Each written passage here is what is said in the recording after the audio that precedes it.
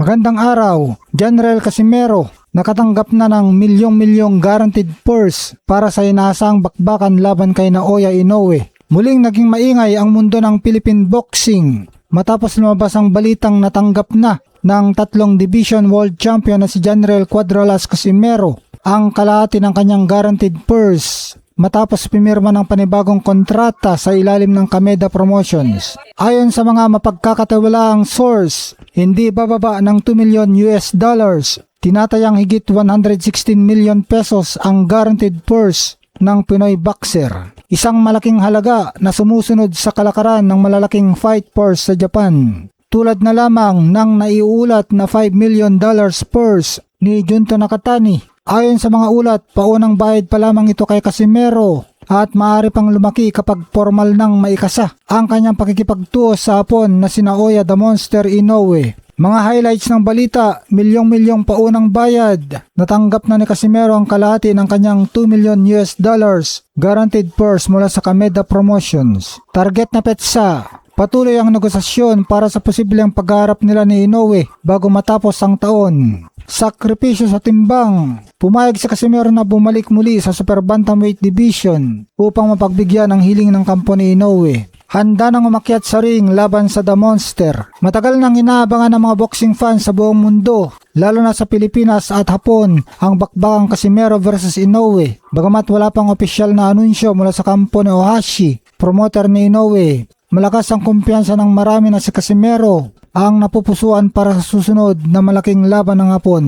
Pumayag ng ating kababayan na bumaba muli ng timbang sa Super Bantamweight para lamang matuloy ang bakbakan nila ng tinaguriang The Monster ng Japan. Kung sakaling matuloy ang naturang tunggalian, inaasahang ito ang isa sa pinakamalaking fight purse at pinaka-inaabangang showdown sa larangan ng boxing ngayong taon. Magandang araw, 120 million pesos ang offer ni Inoue kay Casimero para sa tapatan nila. Kung makakalaban pala ni General Casimero si Naoya Inoue, ang potensyal pala na ibabayad sa kanya ay $2 million o 120 million pesos. Napakalaki nito, mas malaki ito kumpara sa kabuuang kinita ni Casimero sa buong karera niya sa boxing. Kaya napakalaki ng interes ng mga fighter kasama na si Casimero na makalaban si Inoue dahil sa napakalaking pera o payout. Si Naoya Inoue kumikita siya ng $25 million bawat laban sa Japan, kaya hindi na niya kailangan pang dumayo sa Amerika. Nung nakalaban ni Junto Nakatani si Inoue, kumita si Nakatani ng $5 million.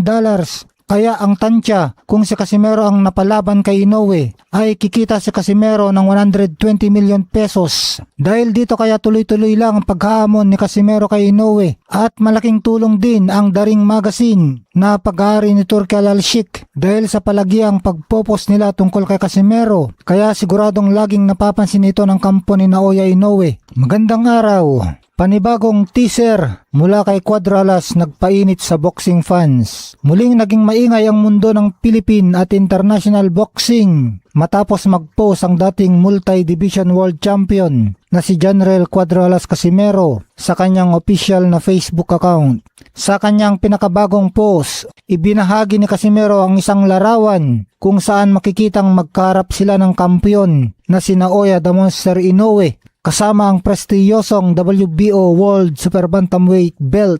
Bagamat wala pang opisyal na anunsyo mula sa magkabilang kampo, itinuturing ng marami na ito ay isang teaser na kasalukuyan ng gumugulong ang negosasyon para sa kanilang tambalan na inaasahang magaganap ngayong Disyembre 2026 sa Japan. Hindi lang ito basta-basta usap-usapan. May malaking batayan sa ranggo at sitwasyon ng division kung bakit napakalakas ng posibilidad ng labang ito. Si Casimero ay kasalukuyang nakatala bilang number 4 sa WBO Super Bantamweight ranking. Sa kasalukuyan, si Casimero lamang ang tanging available sa top 5 contenders ng WBO para makalaban ni Inoue. Nabalitang hindi na matutuloy ang inaabangang laban ni Inoue laban kay Jesse Bam Rodriguez matapos itakda ang susunod na laban ni Rodriguez ngayong Oktubre 2026.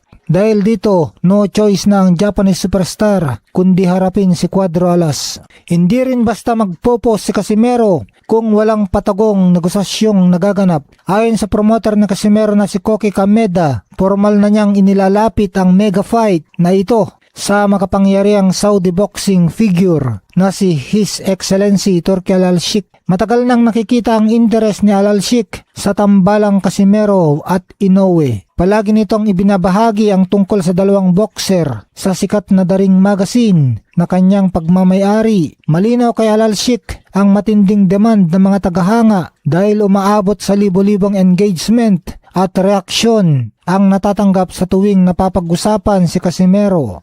Naniniwala ang marami na kapag ang kampo ni Turki Al-Sheikh ang naglatag ng opisyal na offer para sa laban, hindi na ito maiilagan o matatanggihan pa ni Inoue. Bumuhos naman ang suporta at positibong reaksyon mula sa mga Pilipinong tagahanga sa comment section ng post ni Casimero. Lutang na lutang ang tiwala ng mga Pinoy na si Cuadro Alas ang may kakayahang sumira sa malinis na record ng The Monster. Marami ring nagpayag na nakahanda silang tumaya at pumusta para kay Casimero kapag formal nang inanunsyo ang makasaysayang tapatang ito. Magandang araw, Daring Magazine at Turki Al-Sheikh. Uulit-ulitin si General Casimero. Sapat na ba ang engagement para sa mega fight versus Naoya Inoue? Muli na namang kumuha ng napakalaking atensyon sa mundo ng boxing ang post ng Daring Magazine na pagmamayari na ngayon ng kilalang Saudi boxing promoter na si Turki Al-Sheikh. Sa kanilang kamakailang post, isinare ng Daring ang throwback na larawan na mismong si General Casimero ang nag-upload. Makikita sa larawan si Casimero kasama ang kampyong si Shakur Stevenson matapos ang kanilang matinding sparring session noon na nilagyan ng Pinoy fighter ng simpleng caption na "Back in the day, me and Shakur Stevenson." Mula nang maitala ni Casimero ang isang napaka-impresibong panalo laban sa Mexican warrior na si Luis Neri, tila hindi na nakawala ang atensyon ni Turki Al-Sheikh sa Pinoy sensation. Sunod-sunod at tila hindi na ipinapahinga ng media outlet nito ang pagpopos ukol sa Pinoy champ.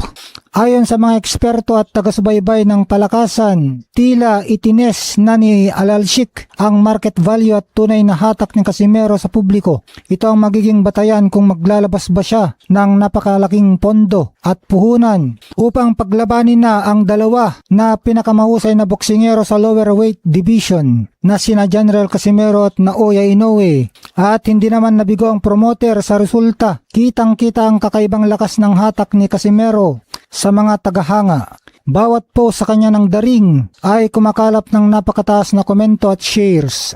Lalo at masigit pa kumpara sa ibang sikat na boksingero tulad ni na Naoya Inoue o Bam Rodriguez. Sa comment section, isang laban lang ang hinihingi ng mga tao, General Casimero versus Naoya Inoue. Ayon sa maraming veteran analysts at boxing experts, bagamat patuloy na itinutulak ang pangalan ni Jesse Bam Rodriguez, naniniwala silang lalamunin lamang ng bilis at pambirang knockout power ni Naoya Inoue ang mas maliit na si Rodriguez. Ganon din kay Casimero. Tingin nila na pagkain lang din ni Casimero itong si Rodriguez.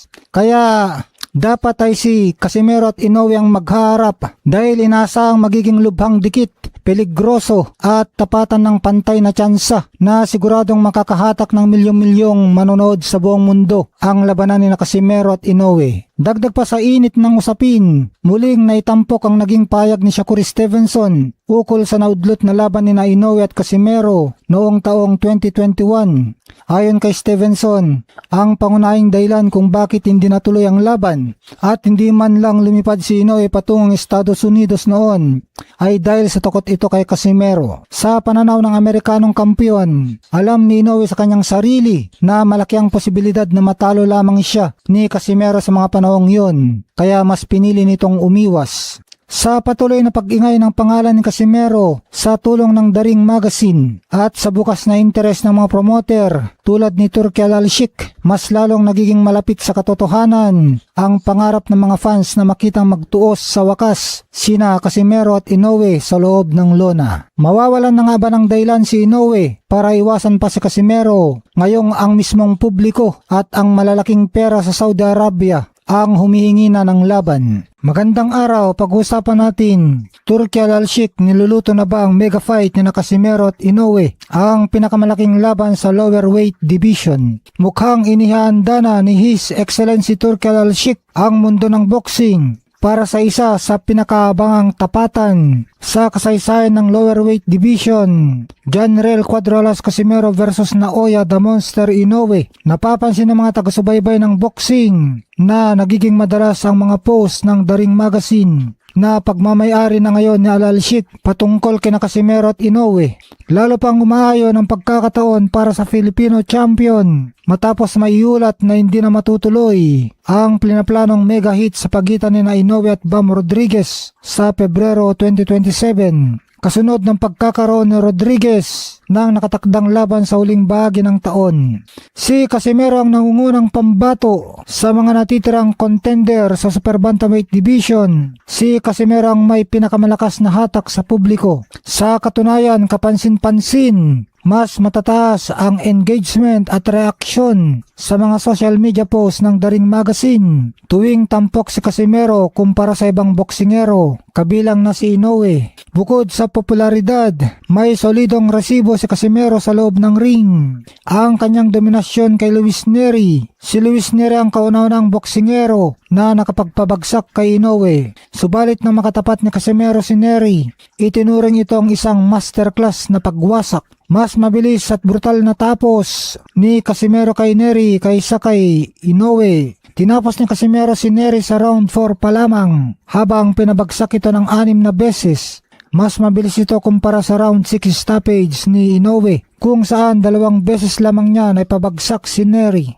Dahil dito muling ipinaalala ni Casimero ang kanyang kataga. Kung talagang ayaw akong labanan ni Japanese Turtle, okay lang. Dahil sa pagtalo ko kay Nery ng ganong kabrutal, parang tinalo ko na rin si Inoue. Ang interest ni Turki Al-Sheikh at ang what if, hindi rin may tatago ang matinding interest ni Turki Al-Sheikh sa matchup na ito. Kamakailan ay nagpost pa ito ng tanong sa publiko, ano kaya ang naging resulta kung natuloy ang naudlot na laban ni Casimero at Inoue noong Abril 25, 2020 sa Las Vegas. Ang pagiging curious ni Al-Sheikh ay malinaw na indikasyon na nakikita niyang napaka-kompetitibo at kapanapanabik ng tapatang ito. Di tulad ng ibang nakalaban at natitirang mga contender sa Super Bantamweight na tila kulang sa ingay at predictable ang resulta. Ang pagharap ni Inoue at ng angas ng Pinas lamang ang nagbibigay ng totoong banta at excitement sa mga tagahanga. May mga lumabas din na ulat na hangang-hanga sa Al-Sheikh sa estilo at personalidad ni Casimero. Maging ang sikat na one-hand push-up ni Cuadro Alas matapos niyang inakaut si Duke Maika ay napansin at pinuri ng Saudi official dahil sa ipinakitang lakas at stamina nito kahit katatapos lang ng laban. May naamoy ba kayo? Sa kasalukuyan nasa Japan si Casimero upang makipagpulong sa kanyang promoter na si Koki Kameda para ayusin ang kanyang mga susunod na akbang at kumuha ng mga matitinding sparring partners. Matapos ang magkasunod na tampok sa kanila ni Inoue sa The Ring Magazine, nag-iwan ng palaisa pang komento si Casimero. Wala ba kayong naaamoy? Isang pahiwatig na posibleng gumagalaw na ang mga negosasyon sa likod ng entablado. Kapag ang naggalok ng milyong-milyong dolyar ay ang kampo ni Turki Al-Sheikh sa Saudi Arabia, halos imposibleng tumanggi pa ang kampo ni Naoya Inoue. Handa na ba ang mundo para sa Casimero versus Inoue? Isang bagay ang sigurado, ito ang labang hindi palalampasin ng buong mundo ng boxing. Magandang araw. Pag-uusapan natin,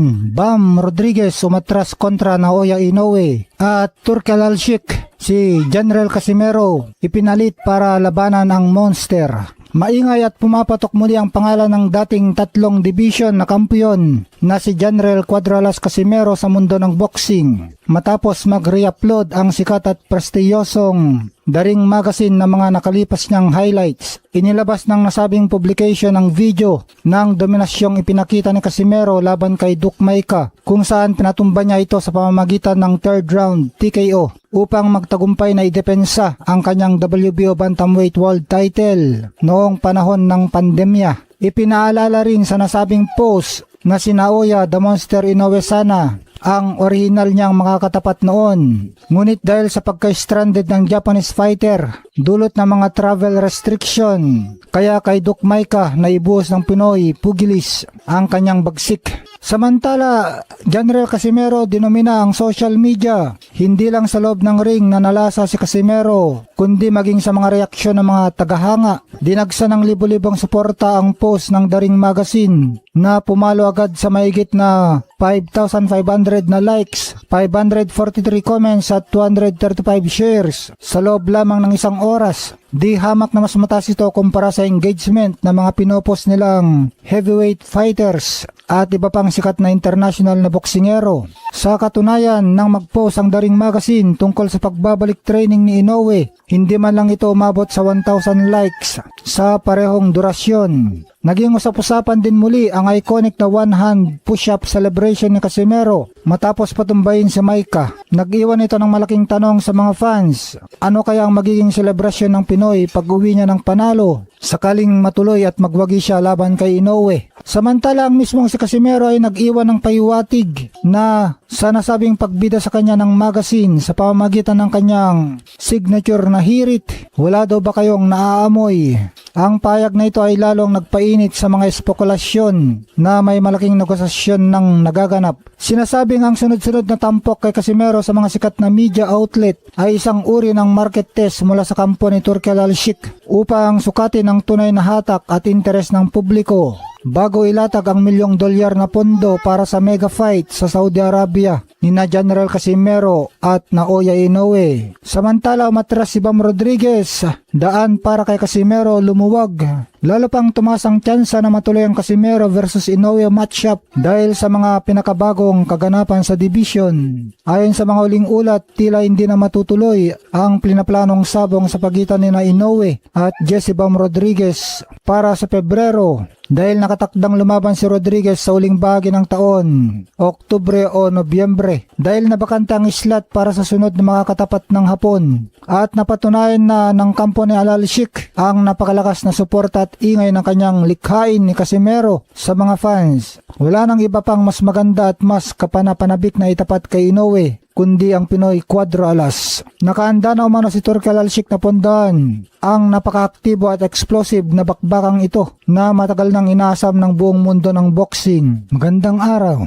Mainit na naman ang usap-usapan ngayon sa boxing world dahil ang sunod-sunod na post ng sikat na Ring Magazine ng video ni General Casimero. Ito ngang bago ngayon ay ang video ni General Casimero kung saan pinaluhod at dinurog niya si Duke Maika. Talagang sunod-sunod ang pag-post ni Turki Al-Sheikh patungkol kay Casimero. Buhat nung tinalo at dinomina nito si Luis Neri. Malinaw na senyales ito na talagang humanga ang Saudi Boxing Big Boss sa angas ng Pinas. At nakikita niya na si Casimero lang ang natatanging boksingero na makakapagbigay ng totoong bakbakan at magandang laban kay Naoya the Monster Inoue.